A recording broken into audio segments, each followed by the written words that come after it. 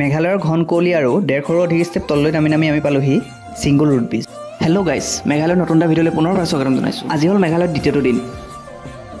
ৰাতিপুৱাই পেকিং কৰি চব গা চা ধুই মেলি ওলাই লৈছোঁ নেক্সট ডে'ৰ বাবে। আজি আমি যাম ডাউকি।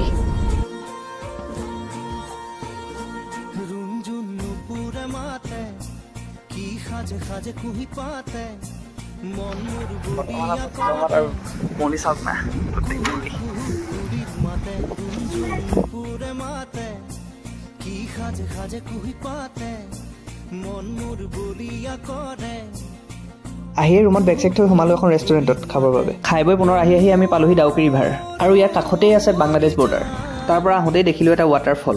তাৰ পৰা আহি আমি সোমালোঁ ছিংগুল ৰুট ব্ৰিজ চাবলৈ। পাৰ পাৰ্চন 40 rupeesকৈ দি এণ্ট্ৰি কৰি ল'লোঁ। প্ৰায় 100-150টা ষ্টেপ তললৈ নামি অৱশেষত ৰুট ব্ৰিজখন পালোগৈ। আকৌ পুনৰ ষ্টেপ বগাই আমি পালোহি এছিয়াৰ ক্লিনলিনেছ ভিলেজ মাউলিনাং ভিলেজ। ভিলেজখনত এণ্ট্ৰি কৰোঁতেই আকৌ পুনৰ বৰষুণ ষ্টাৰ্ট হৈ গ'ল। মেঘালয় আহিছোঁ যিহেতু বৰষুণ হ'বই। ছাতি লৈ বৰষুণত ভিজি গোটেই ভিলেজখন চালোঁ। ভিলেজখনত সোমাওঁতে দেখিলোঁ এটা ট্ৰি হাউচ। সঁচাকৈ ভিলেজখন বহুত চাফা। বৰষুণো লাহেকৈ ডাঙৰ হ'বলৈ ধৰিলে আৰু আমি ৰুমলৈ বুলি উভতিলোঁ। নেক্সট এপিছডত পুনৰ লগ পাম। আজিলৈ বাই।